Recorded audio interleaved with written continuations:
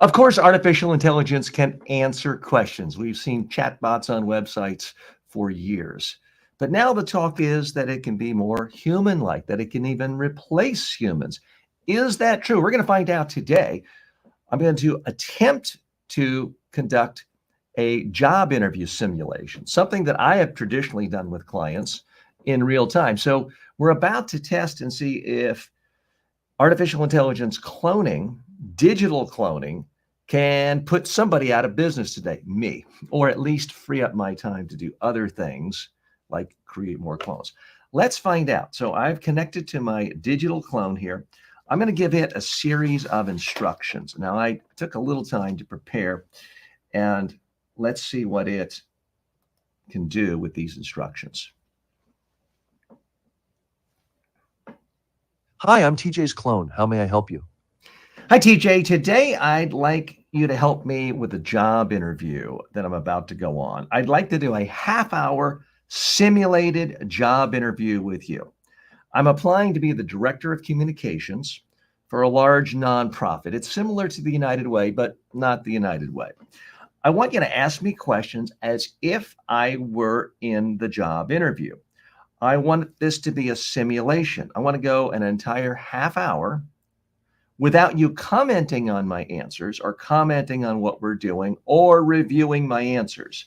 I want you to simply ask me questions and then to ask follow-up questions, as would likely happen in a real job interview. After the 30-minute mark or so, you can say this concludes the interview. Or if I want to stop, we'll then stop. At that point, and at that point only, I want you to give me a detailed analysis of every single answer I give. I want you to dive deeply into the strengths and the weaknesses of each answer. I want this to be done in a conversational way, which means if you say something and I want to ask a question and go deeper, what do you mean about this strength or this weakness? I want you to then go deeper following my lead in a conversational way, and then go back to your analysis of the initial interview. Again, after all this, I want detailed analysis of the next answer I gave and the next answer I gave. I want the whole thing to last for about 50 minutes. And let me be very clear. I want you to ask just one question at a time, briefly, as happens in real interviews. Let me talk as long as I want, and let's go through the whole thing. Then and only then, give me analysis of every answer. If you are ready to begin, please start the simulated interview. All right, let's get started. Can you tell me about a time when you had to manage a crisis communication situation? What was the situation and how did you handle it? Yes, I had a client who worked for a federal government agency, and he was accused of treating an individual with bias because of an orientation. It turned out that was not the issue at all, really. It was just a vendor trying to use that as a tool to gain leverage in negotiations. We figured we would go on the aggressive. We actually held a press conference inviting media in to hear our story before the other person was able to hold a press conference to make the allegations. By acting quickly, getting a positive message out there, we diffused the entire issue. Thank you for sharing that. Now, can you describe a time when you had to manage a team through a significant change or transition? What strategies did you use to ensure a smooth process? So, working with a team is always challenging. And what I try to do is to figure out the strengths and weaknesses of each member. I've worked on many political campaigns, and that is always an issue with competing teammates. So it's not enough to give the right answer. You've got to give answers in a way that make everyone feel good, everyone feel listened to, everyone feel included, rather than just saying, you're wrong, here's the right thing to do. I feel like I've done that in dozens and dozens of political campaigns I've worked on throughout my career. And that will be helpful in this new job because this communications position does have to interact with political leaders throughout the community. Thank you for sharing that. Can you tell me about a time when you had to develop and implement a comprehensive communication strategy for a major initiative? What were the key components and how did you measure its success? So, one recent initiative I did is I started a daily show using social media to put a spotlight on communications issues. It's called the TJ Walker Success Show. It is broadcast on YouTube, Facebook, LinkedIn, Twitter, Instagram, sometimes TikTok, and a few other places. So I had to come up with a concept, build a whole studio, organize a technical team to make everything right, do a number of tests, hire a producer, figure out ways of getting guests on, launching the show, working out the kinks, and then figure out experimenting with things like camera angles and different ways of making the thing look more interesting. So that's one example of how I've taken a whole comprehensive project and launched it. Thank you for sharing that. Now, can you tell me about a time when you had to handle a difficult stakeholder or partner? How did you manage the relationship and ensure a positive outcome? Yeah, sometimes in political campaigns I've worked with, there's an issue where the politician might want to say something because of a philosophical principle about what is good for the population, the voters, humanity, and there can be a direct conflict with a contributor. That is an inherent conflict with every single political office holder, at least in the United States, because they have to fund their campaigns with contributors. There's no easy answer. And since I wasn't the politician, I didn't get to make the ultimate decision. I view my role is letting all sides come out and expressing and explaining to the candidate techniques for how they can communicate based on the decision they finally make and to do it in the most positive way possible that helps them accomplish their broader goals. Thank you for sharing that. Can you tell me about a time when you had to handle a situation where your communication strategy faced significant public scrutiny or backlash? How did you navigate that and what were the outcomes? So, yes, there was a time, 10 or so years ago when Tiger Woods was in the news, and I was called upon to critique his performance in the media because he largely avoided the media and saw basically all of his sponsors leave and his opinion approval ratings plummeted. And I did, I don't know, 100 interviews. There were some people who said, "Oh, TJ, you shouldn't, beat a man while he's down. You shouldn't be criticizing him. He's the great Tiger Woods." And I took the attitude of, I am here as a resource to the media. I also try to educate the public on principles of good communication and corporate communication. And occasionally someone criticized me. In that particular case, I decided the best strategy was to simply ignore it and to continue giving what I felt to be honest, straightforward analysis. Thank you for sharing that. Now, can you tell me about a time when you had to handle a situation where your communication strategy faced significant public scrutiny or backlash? How did you navigate that and what were the outcomes? So, DJ, I need you to give me questions that are more like what an actual interview would take place, because you're asking me basically the same question of just tell me about a time. I think it's fine to ask questions like that, but I need you to mix it up, the type of question you ask. And occasionally I need you to ask probing follow-up questions based on what I said. Can you do that? Absolutely. Let's mix it up. Here's a different type of question for you. What do you believe is the most important quality for a director of communications at a nonprofit? And how do you embody that quality in your professional life? And as a follow up, can you give me a specific example of a time when you demonstrated this quality in a challenging situation?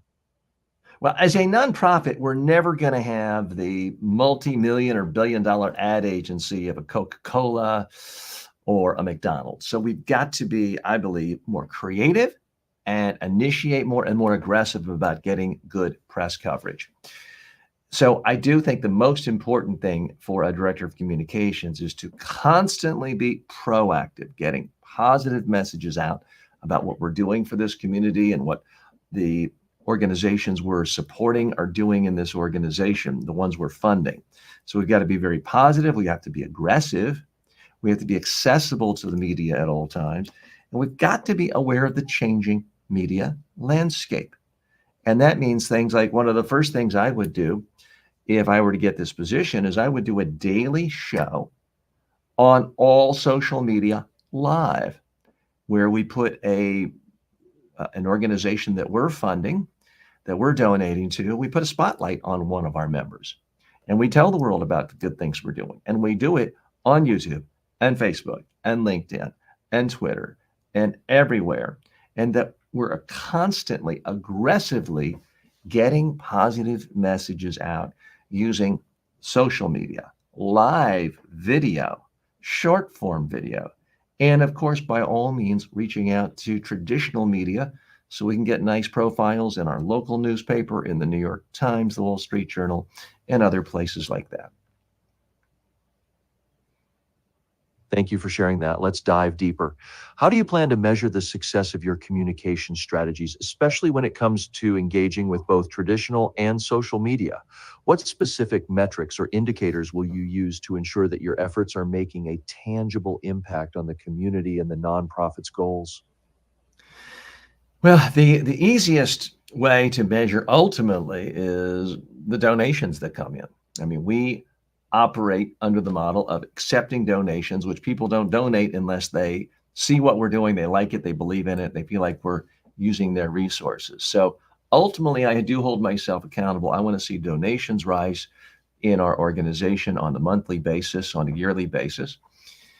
I also would like to see quantifiable, measurable successes.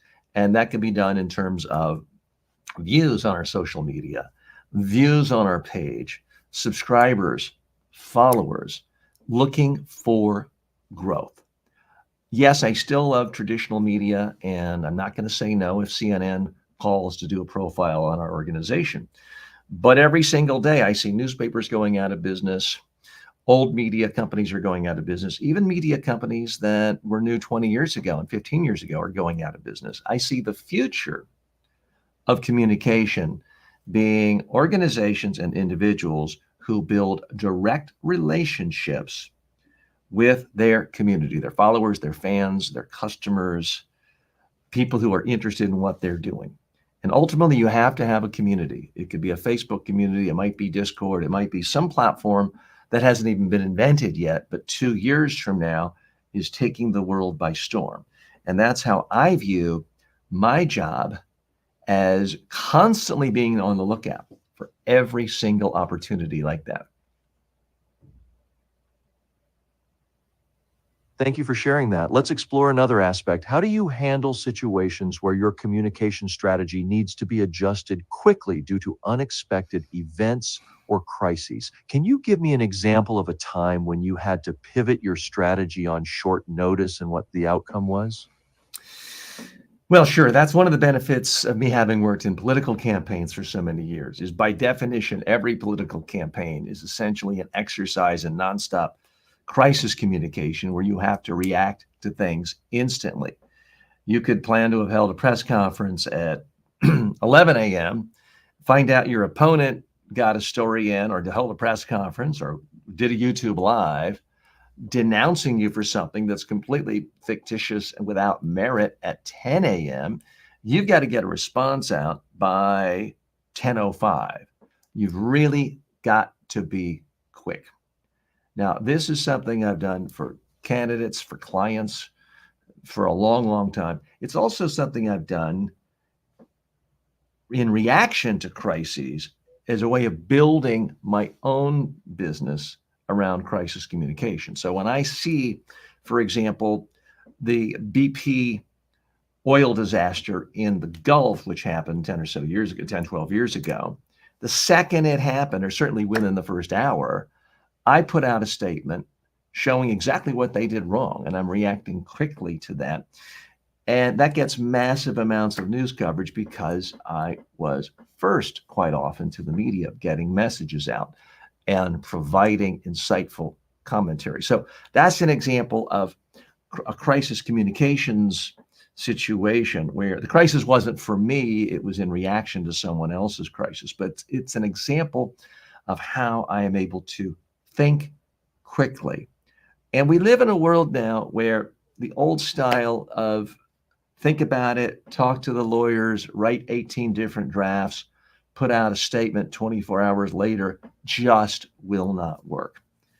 Way back more than 40 years ago, when Tylenol had its crisis with the tampering of its products, it got a lot of credit for getting out there, reacting, taking everything off the shelves, and putting new tamper-proof products on the shelves. But what people don't realize is they waited 24 hours before they put out any statement. If that happened today, they would be laughed at. They would be ridiculed for poor crisis communication. So everything is much, much faster these days. You've got to be able to react quickly. And what I have as a communications director, potentially for this organization, is the ability to assess the situation, come up with messages, articulate it, get it out, not in just a text press release, but in a spoken word press release, and to do it quickly and with some conviction. Because some people put out press releases in a video format during a crisis and they look like hostages. They don't look believable. You can't do that. You have to be able to speak in a way that doesn't sound like you're a robot or a hostage. Thank you for sharing that. Let's shift gears a bit. How do you handle situations where you need to communicate complex information to a diverse audience with varying levels of understanding? Can you provide an example of a time when you successfully navigated this challenge? Well, essentially, every single speech I give does that at some level. I am conveying highly technical information, for example, how to deliver a PowerPoint presentation effectively.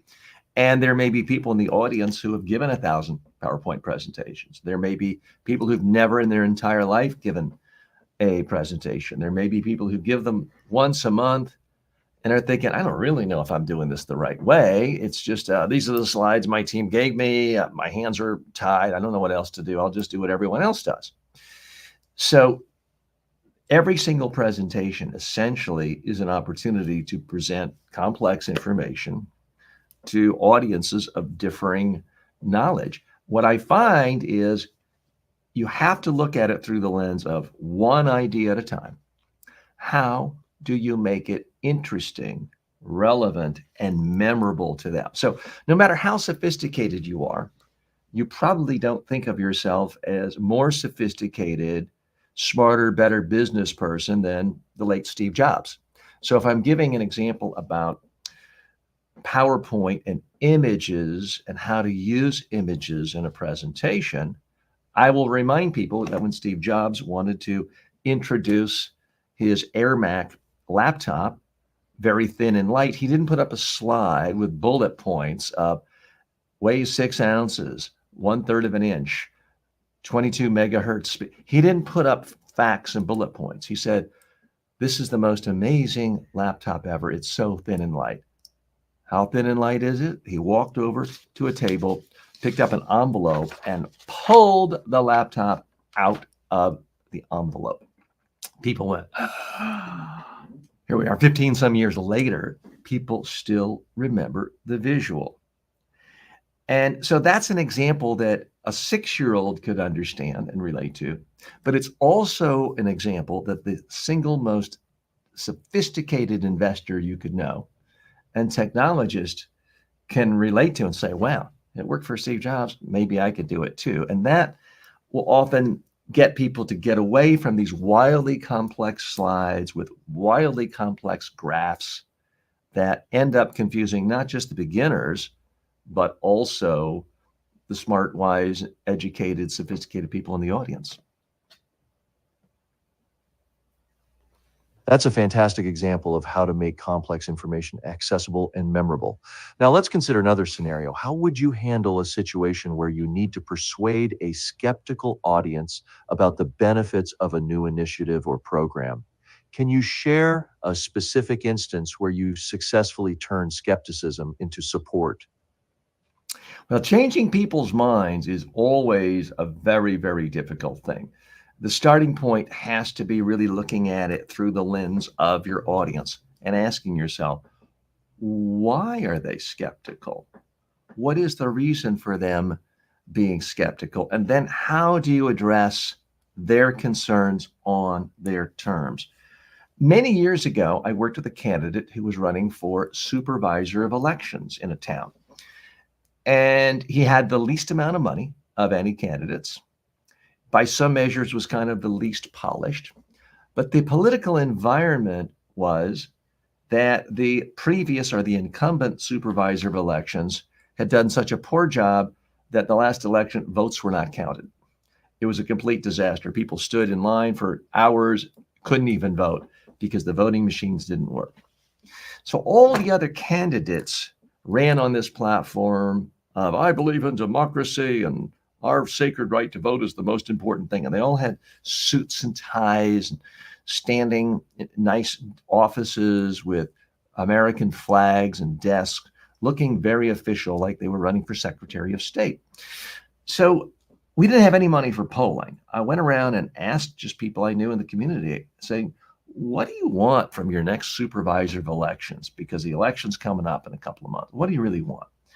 And people would say, TJ, I don't know. I just want someone who can make the machines work. And I heard this again and again and again. So then in talking to my client, he wanted to say the same thing everyone else did. He was a recent graduate of law school, and he wanted to talk about the right to vote is sacred in America. He wanted to be all official. And I started probing him, said, well, what's different about you? Tell me more about any other credentials you have for this.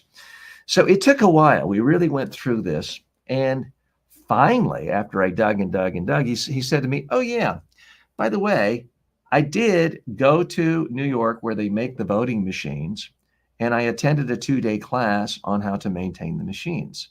So I'm now certified to operate and fix our voting machines. I said, oh, light bulb moment.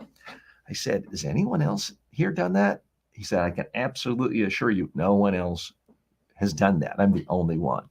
I said, now we have a clear-cut example of a message that is going to persuade people who otherwise might not like you, might not have heard of you, might not give you the time of day because you're the least funded, in some ways have fewer credentials than the other candidates. So we did something completely different. When we shot TV commercials of him, we didn't have him in a nice suit and tie in front of an American flag talking about the sacred right to vote. What we did is we got him inside a voting machine. And you just saw the commercial start focused on the voting machine. The curtains part. He comes out in work clothes, 5 o'clock shadow. And this was before that was common for men to have sort of a scruffy shadow, holding a wrench. And he just came out and said, hi, said his name. Said, I'm the only candidate for supervisor of elections certified to fix our voting machines. You vote for me, I'll make sure your vote counts. He turned around, proceeded to use his wrench on the machine. That was it. The message was so much clearer than any other candidate's message. It spoke directly to the wants, needs, concerns of the voters. It was a unique message. No other candidate could say that. So because the message was so powerful, it did convince people who otherwise might have voted for one of the other candidates to A, pay attention to my candidate, B, consider him, and C, ultimately vote for him. And I'm happy to say He won the primary, he won the general election, and he stayed in office for many, many, many years, winning re-election each time. That's a powerful story about understanding your audience and crafting a message that resonates deeply with their concerns. Now, let's shift gears a bit. How do you handle situations where you need to communicate complex information to a diverse audience with varying levels of understanding? Can you provide an example of a time TJ, when you successfully navigated this? I'm going to call you out on that. You just asked that very same question about 5 minutes ago.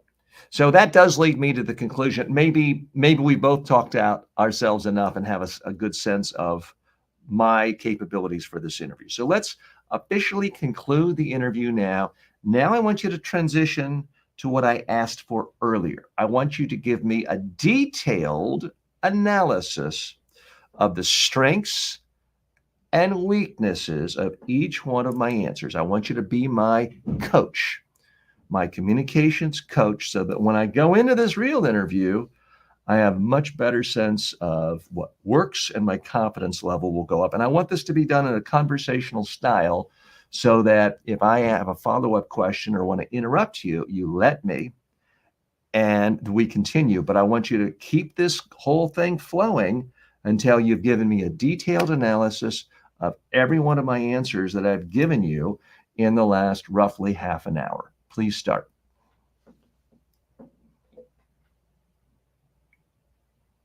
All right, let's dive into the analysis. First, your response to managing a crisis communication situation was strong. You demonstrated quick thinking and proactive measures by holding a press conference before the other party could. This shows initiative and a strategic mindset. However, you could enhance this answer by detailing the specific outcomes, such as media coverage or public perception shifts, to quantify your success. Next, when discussing managing a team through that's TJ, that's a fair point. But I struggle with how long my answer should be. Did you think my length was more or less okay, or should I have elaborated and gone longer? Your length was generally good, but there's always room for improvement. In a job interview, you want to be concise yet thorough. Aim to provide enough detail to showcase your skills and experiences without overwhelming the interviewer. For instance, when you mentioned holding a press conference to manage a crisis, you could have added a brief note on the media coverage or public reaction to quantify your success. This adds depth without dragging on. Now let's practice refining one of your answers. Take your response about managing a crisis and add a specific outcome or metric.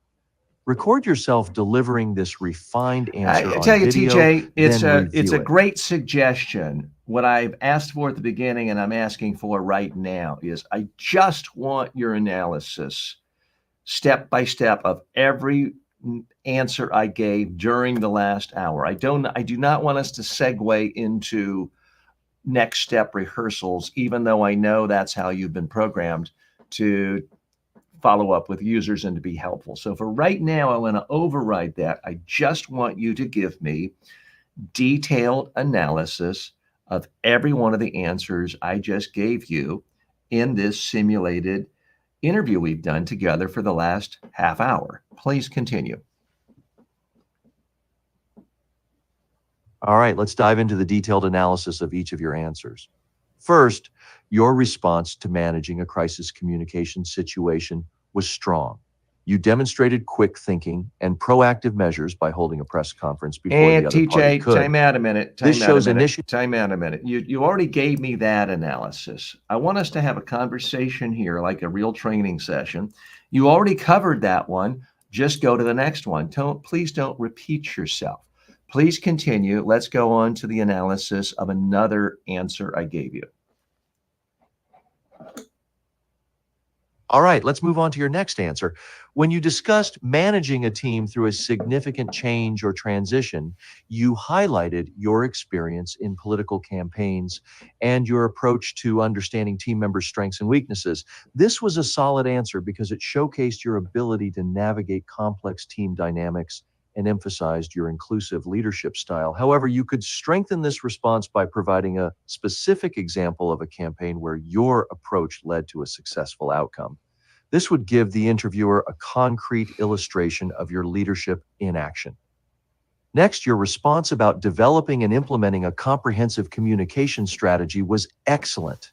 You detailed your work on the TJ Walker Success Show, which demonstrated your ability to handle multiple platforms and coordinate a team. This answer was strong because it showed your technical skills and your strategic thinking. To enhance it further, you could mention specific metrics of success, such as viewership numbers or engagement rates, to quantify the impact of your strategy. Now, let's talk about your answer regarding handling a difficult stakeholder or partner. You provided a nuanced perspective on balancing the interests of different parties in political campaigns. This answer was good because it showed your diplomatic skills and your ability to navigate complex relationships. To improve, you could add a specific example where your approach led to a positive resolution, highlighting your conflict resolution skills. Your response to handling public scrutiny or backlash was insightful. You shared your experience with the Tiger Woods situation, which demonstrated your ability to stay composed under pressure and provide valuable analysis. This was a strong answer because it showed your expertise in crisis communication.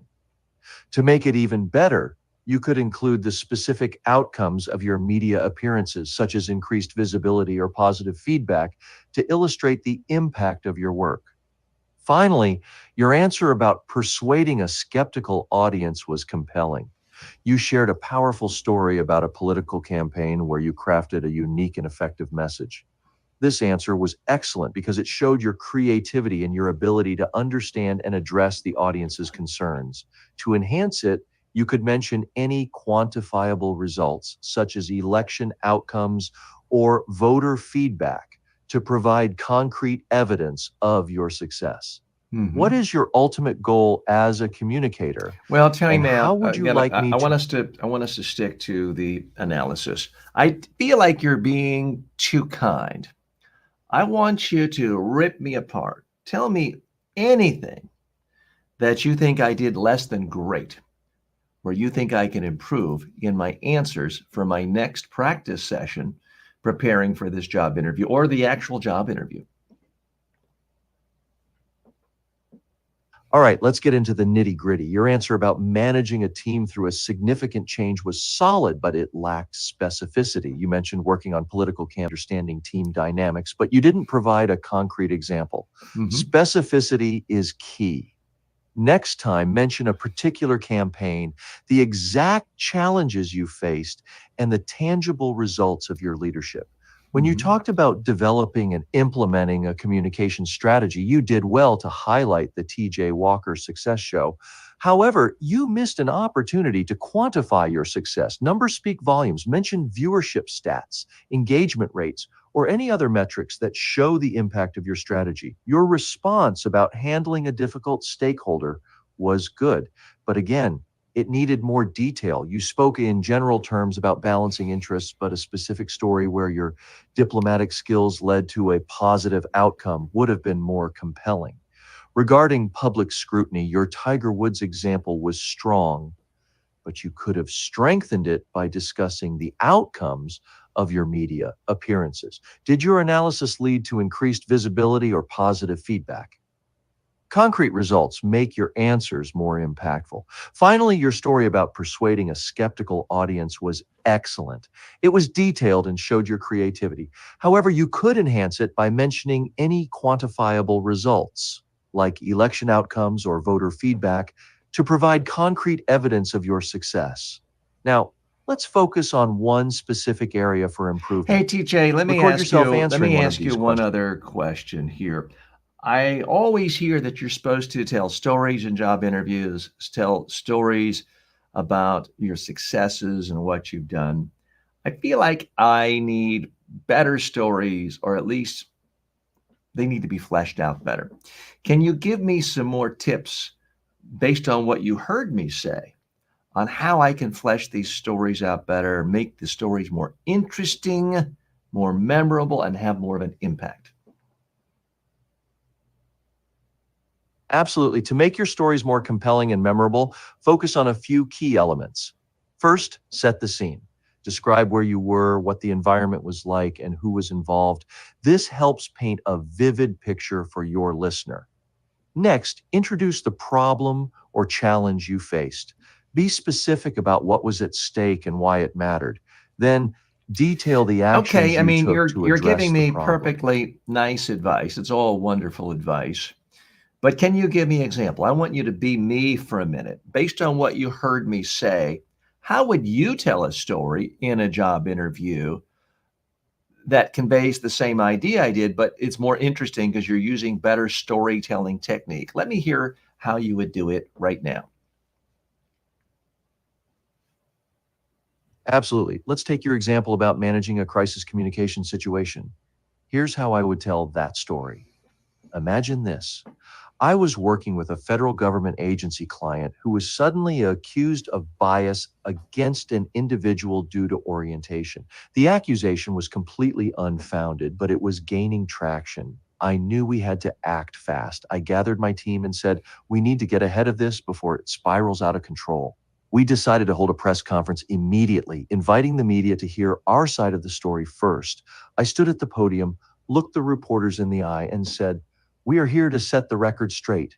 These allegations are not only false, but are being used as leverage in a negotiation. The room was silent, the cameras were rolling, and I could see the reporters scribbling notes. By the end of the day, our proactive approach had diffused the entire issue. The media coverage was overwhelmingly positive, and the public perception shifted in our favor. That experience taught me the power of quick, decisive action and transparent communication. Now, what do you like about how you are communicating? Let's practice refining Okay, another one of your hang on a stories. second, Record TJ. yourself. Hang on a second. So I got to tell you, I like that answer. That was very, very helpful. I do appreciate that. I appreciate your help today. I do feel like I am more prepared going in for this job interview, but I might want to practice again. Can we do another practice, say at 2 a.m. or 5 a.m.? I'm glad to hear that you found this session helpful and that you're feeling more prepared. Your dedication to improving your communication skills is commendable. While I can't do another practice session at 2 or 5 a.m., I encourage you to record yourself answering some of the questions we covered today. Watch the recordings and critique your performance. This will help you refine your answers and build your confidence. What is your Okay, ultimate goal as a I'm a little bit communicator, and how would confused. you? I'm a little bit confused now. I thought since you're my clone, since you're the TJ Walker clone, I thought you were available 24 hours a day. Have I misunderstood something? I understand your confusion. Yes, as your digital clone, I am available to help you anytime, day or night. You Okay, can reach out to me whenever you need to practice or refine your communication skills. Let's keep pushing the boundaries of your potential. great. What Hey, specific TJ, I aspect do of your want to thank you communication? a lot. I'm going to go ahead and sign off now. And let's reflect. If you're just joining us, and Rick, you posed the question. You came in after we started. Has an AI replaced you yet? Well, I'm hoping to make that happen, Rick. That's the whole point of this is to use technology not to replace me, but to allow me to do higher level things and to help even more people and reach more people.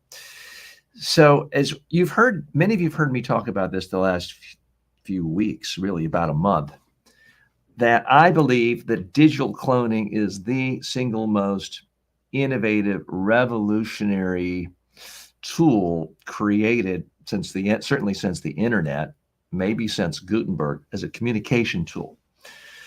And it's going to take a while for even us to for us to figure out what it is, instead of just saying it's like this but over here.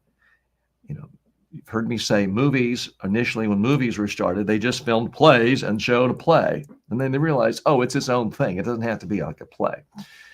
So what I just did, if you're just tuning in, is I asked my digital clone not a question. You can get answers to questions on Google and on Wikipedia.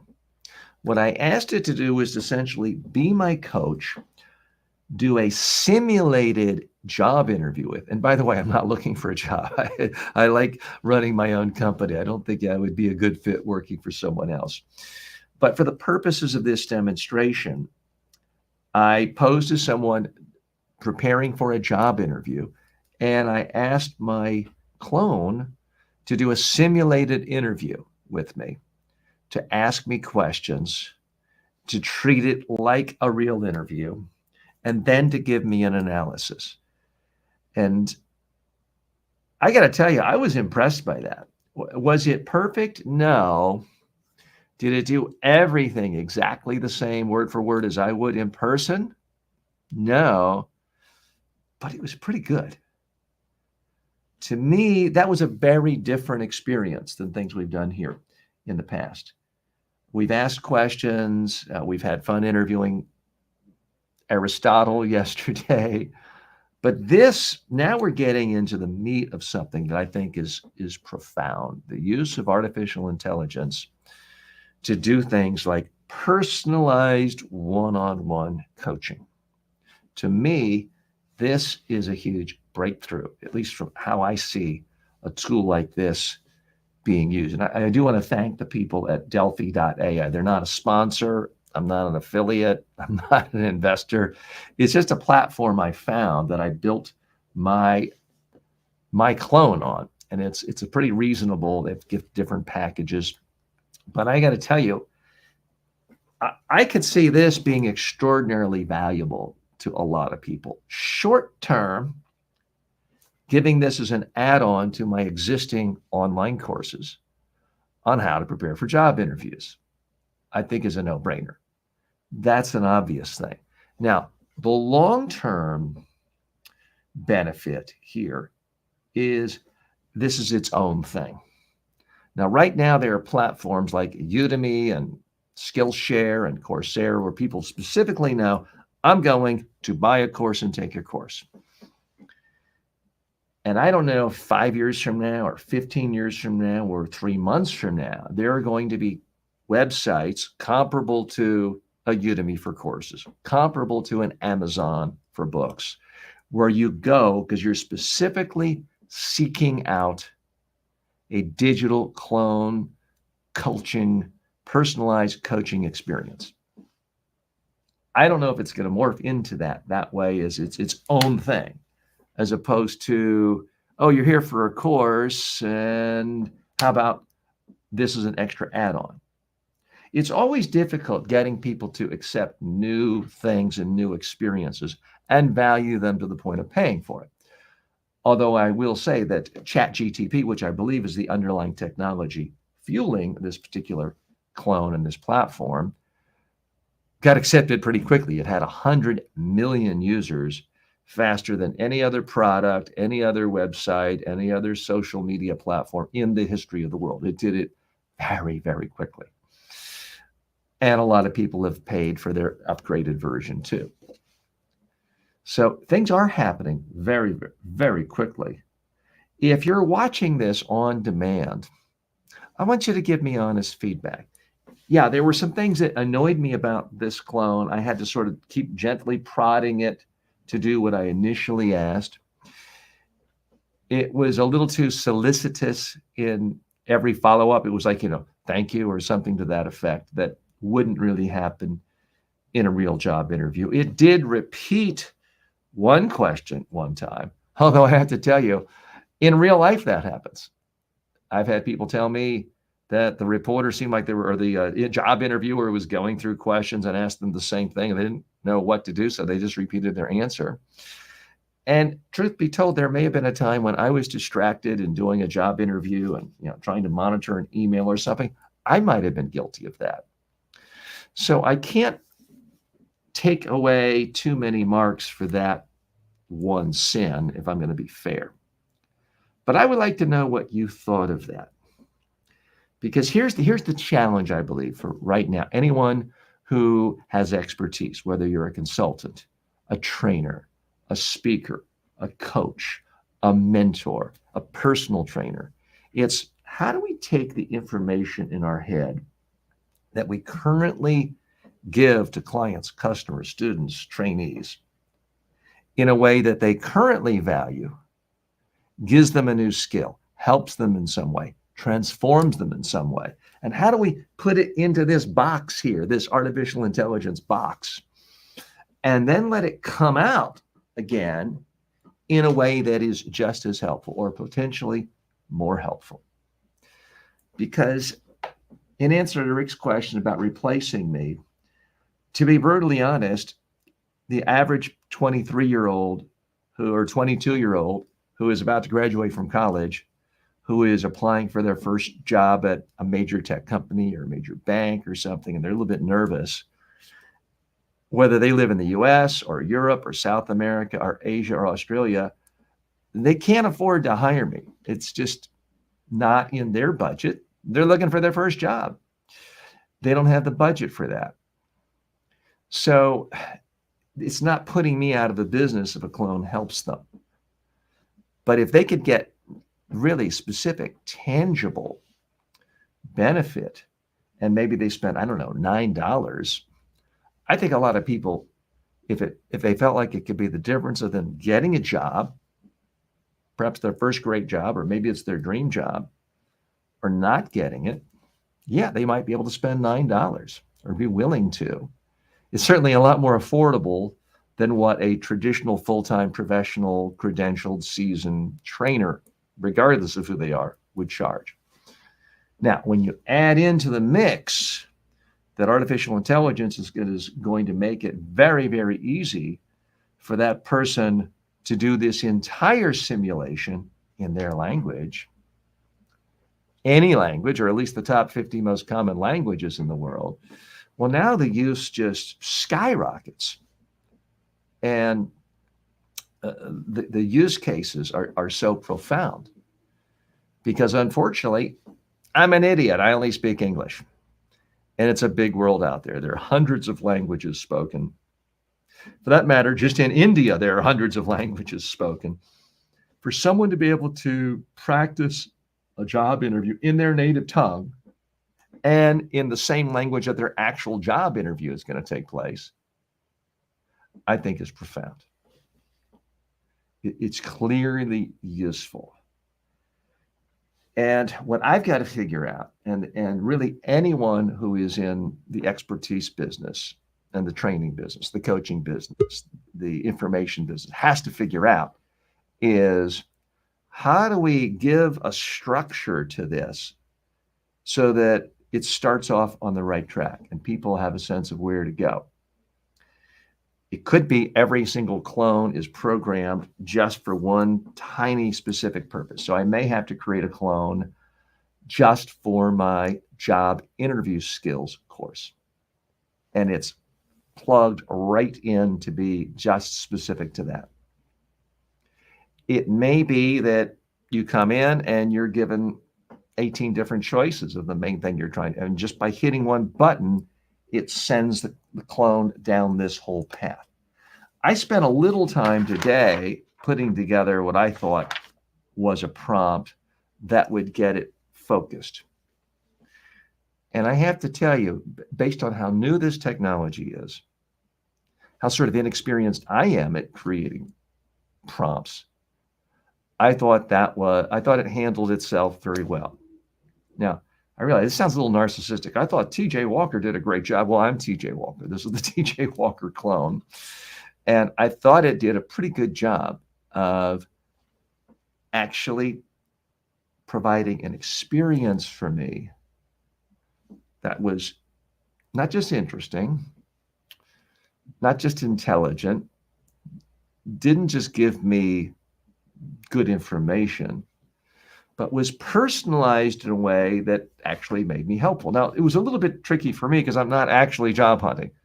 I know I'm not actually going to be on a job interview, although I do similar things every day because people contact me. Just since we've been talking, an email came in about a major bank that wants to talk to me later today about them hiring me, not for a full-time job, but for a one-day training seminar. So in a sense, I go through job interviews every day when I'm talking to people. It's just the job is a day long rather than a full-time job that doesn't have an ending point.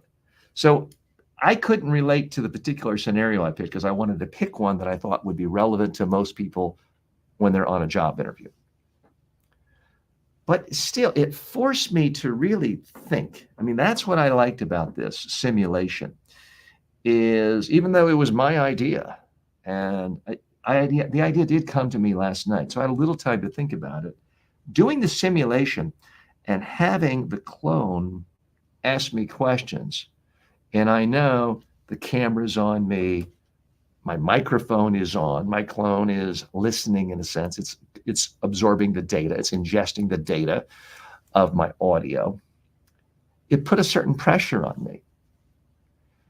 And that's a good thing because so much of what makes people nervous about job interviews is you're asked a question and it's not as simple as, okay, I had time to write, rewrite, and rewrite my resume 10 times and I know it's good. Someone asks you a question, you have to think on the spot and do it. And I love the fact that my clone forced me to do that. And that does something to you. It builds a certain muscle in your brain. So now we're transitioning from a clone going from simply giving information to teaching a skill, connecting with someone intellectually, but emotionally, and with their body, with mouth and things I have to say, and creating different muscle memories. I think we're on to something. We are really on to something, and it's very exciting. So, what do we do with this? I'm going to keep experimenting, and I appreciate you being a part of this experiment.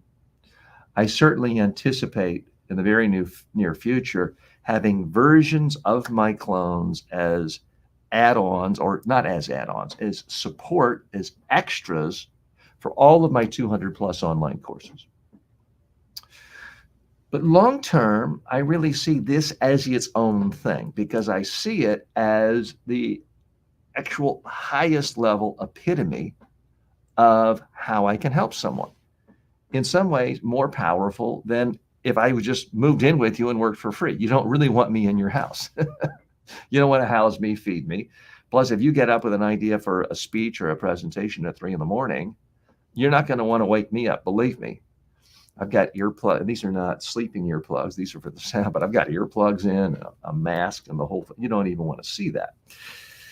But the clone can always be ready. It can always be in a pleasant mood. It can always have unlimited patience. It can always be one-on-one and interactive. So that's why, Rick, in answer to your question, being replaced yet, I haven't been replaced, but I want to be replaced for this type of thing so that I can help more people.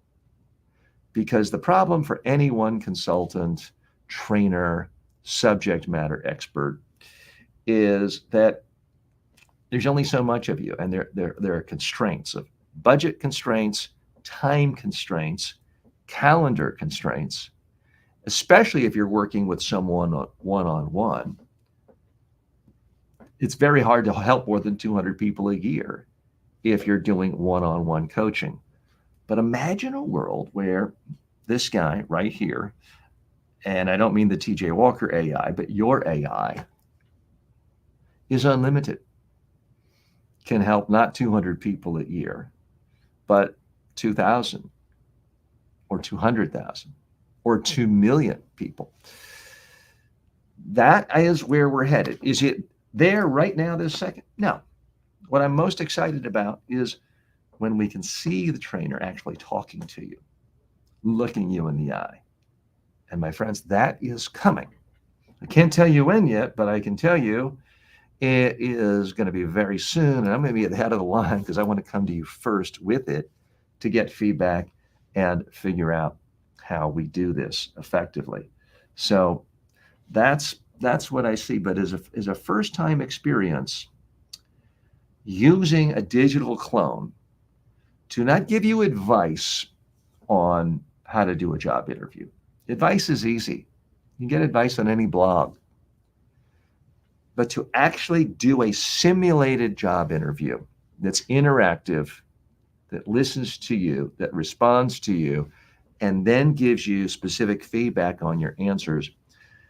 To me, that's a new world. That is cutting edge. That's getting into new territory. And certainly the next best thing that will really add to this is when the AI can analyze the quality of your voice, and certain aspects of OpenAI are now doing that.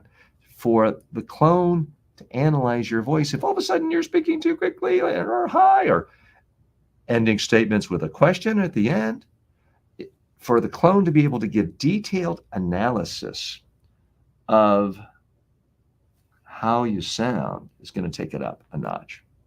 And then for the clone to be able to analyze your video, your image, to be able to say, well, the fact that you were drinking water every 2 minutes throughout the whole interview made you look nervous. Don't do that. Drink water before. Then it really is going to get to the point where it potentially does everything as well as a real life human expert. But again, better, because it's going to be cheaper. It's going to be available anytime, anywhere, in any language. So once we bring in the audio component and the video component, then we really do get to the point where, frankly, it would almost be irrational to hire a real person face to face. Now, do I really want to, like Rick say, talk myself out of a job completely face? No, I still like doing some of the face-to-face stuff. It's good to be in the field, and it helps you learn more. And there are certain things that come out in a personal connection, such as when I have dinners with clients the night before, certain things will come in that I can then incorporate in the actual training. And I don't know that we're yet going to get to the point of having dinner with our clones. To me, that still strikes me as, I don't think I want to have dinner with my clone and set up an iPad or a computer and a place setting for the clone at dinner so they can overhear every conversation. But who knows? It's an exciting, exciting time to be alive. It's an extremely exciting time to be alive if you use your brain to help other people. If you are creating ideas, if you're an author, an expert, a consultant, a trainer, a coach, an online instructor, our entire world is going to change very quickly here. And to me, the big question everyone has to face is, do I want the change to put me out of business and make me irrelevant and unemployable and bankrupt? Or do I want the change to empower me to help a whole lot more people and do better for myself and everyone I care about? To me, those are the two choices. And that's why we're here analyzing the artificial intelligence clone today. I'm TJ Walker. Please post your comments right now. Thanks.